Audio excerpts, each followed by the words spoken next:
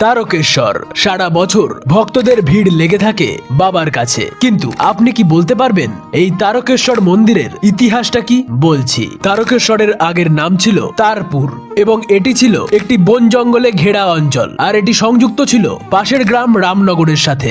অযোধ্যার নবাবের অত্যাচারে সেখানকার এক প্রজা পালিয়ে এসে আশ্রয় নেয় এই রামনগরে। তার নাম ছিল কেশব হাজারি। তার দুই পুত্র ভাড়ামল্ল এবং বিষ্ণুদাস পরবর্তীকালে নবাব মুর্শিদ কুলি খানের কাছ থেকে এই অঞ্চলের জমিদারি লাভ করেন। তাদের ছিল একটি গোশালা, আর সেই গোশালা দেখভাল করতেন স্থানীয় মুকুন্দরাম ঘোষ। সেই গোশালার এক গরু কপিলা প্রতিদিন পাশের সেই তারপুরের জঙ্গলে এক শিলাখণ্ডের ওপর দুধ নিঃসরণ করত অলৌকিকভাবে।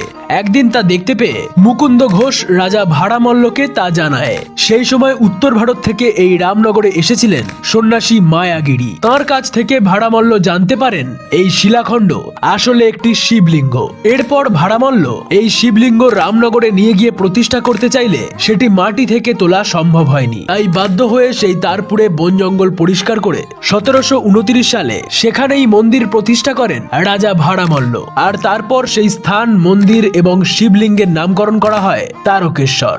আপনি কোন জায়গার ইতিহাস জানতে চান আর কোথা থেকে দেখছেন জানান আমাদের।